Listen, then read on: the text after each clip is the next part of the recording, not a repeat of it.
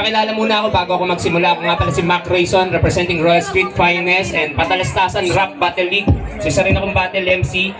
And so intro muna bago ako magsimula dito sa talent, sa Enrico. Yan, so etong kanta ko na ito is tunay na buhay ng inyong lingkod. So para ito sa mga ampon, no? Yeah, so kahit ampon kayo, huwag kayong malungkot, no? Pagkos, magpasalamat kayo ng lubos dahil alam kong lahat tayo tunay na anak ng Diyos. DJ, play mo na. Yeah. Check. Samag sa inyo. Ampon man ako'y may lugar din sa mundo. Di man tunay na anak, may kaya rin patunayan to. Kung tunay ngang may dakila ng pangyayari sa mundo, tinadhana akong ipagkaloob sa inyo. Ampon man ako'y nagpapasalamat ng lubos, kasi alam ko na tunay akong anak ng Diyos. Di man sila perpekto at meron mang pagkukulang, hindi tunay na ama at ina, pero siyang tunay kong magulang. Yeah. Ako'y 3 taon nang una ko na magkamalay. Naalala ko pa noon na ako'y laging karga ni nanay. Pagkagaling sa trabaho'y maglalaro kami ni tatay. Masaya kaming 3 sa maliit namin na bahay. Pero habang ako'y lumalaki ay para bang nag-iiba. Dumadalas ang pagtatalo ng aking ama't ina. Kanina sa isa't isa naging alitan at palitan ng masasakit na salita. Hindi na makatakan ng munti na tahanan ng unan pag sila'y nagsisigawan. Nakalos gabi na lang ay lasing si itay taman na po. Inay wag mo na kong paluin, pangako di na po ko pasaway.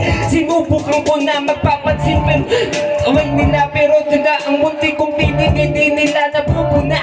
Unti-unti ko nang naramdaman na aking pabigat. Kahit nakahirapan at gutom, may kasalanan kong lahat. Kaya kahit namus-mus ay natuto ko mangarap kahit walang pangtos. To sa pag-aaral nagsikap umasa kahit nasa hinagap ay balang araw ang buwak ko sa pamilya makahanap. Ampon man ako'y may tuwang din sa mundo. Di man tunay na anak, may kaya rin patunayan to. Kung tunay nang may dakila ng pangyayari sa mundo, nakatadhana din ang landas na hinay magtagpo. High school na ako, tapos nasa elementarya. Sa pag-aaral ay umabot ng parangal at mga medalya. Sa wakas sa aking pamilya ay muli nang liligaya. Ingiti ulit si mama at magiging proud sa akin si papa.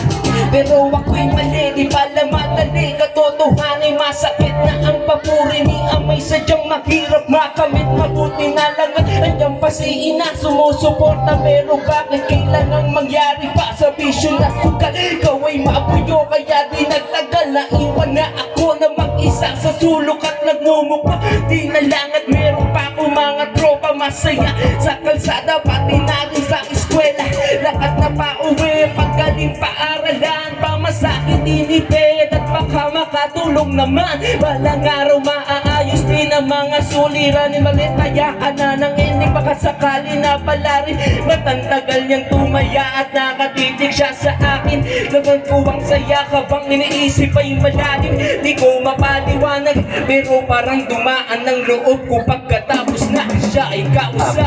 Ampon man ako'y nagpapasalamat ng lubos, kasi alam ko na tunay akong anak ng Diyos. Sa buhay di mawawala sa sakit na katotohanan, mga aral na kailangan ko matutunan. Isang araw may dumating sa bahay, may perdibling nakatusok sa damit na itim ang kulay, pinagtapat na sila'y mga kapatid kong tunay, at ang totoo ko na inay, pinawian daw ng buhay. Parang ang hirap naman yata maintindihan, ba't ngayon nyo lang sinabi? Ano pang di ko alam? Ako'y pinagkaitan, ako'y pinagtaksilan. Ano ba talaga ang dapat ko na maramdaman? Ang aking masilayan ng tunay kong inana nasa loob ng kahon. Siya pala yung babae na tumaya sa akin noon. Kung alam ko lang abot kamay ko siya doon, yayakapin ko siya nung kung merong pagkakataon. Pero wala na akong magagawa, huli na po ang lahat. Di ko na alam kung paano ba ako makakaangat sa aking pagkakalubog, sa lungkot at sa inis, at nagpasya akong umalis. Isipon man ako'y may lugar din sa mundo, di man tunay na anak, may kaya rin patunayan to. Kung tunay ngang may dahilan ang pangyayari sa mundo, di na akong ipagkaloob sa inyo. Ampon man ako'y nagpapasalamat ng lubos, kasi alam ko na tunay ako anak ng Diyos. Wala ka mang ganong alam sa iyong pinanggalingan, pag mo kayaan na wala ka rin. Patunguhan, higaan na punas pa ng sapatos, lahat ay gagawin para lamang makatapos sa kolehiyo. Balang araw maging engineer ako, tutuparin ko pangarap ko at bubuo ko ng pamilya ko. Pinalata, ikasal sa babaeng minahal, na kompleto ang pamilya pagtapos ng iluwal. Ang dalawa namin na anak, hinagkan ko sa aking fisik at di ko napigilan na umiyak. Hanap ko rin ang lugar ko sa mundo. Thank you po, thank you.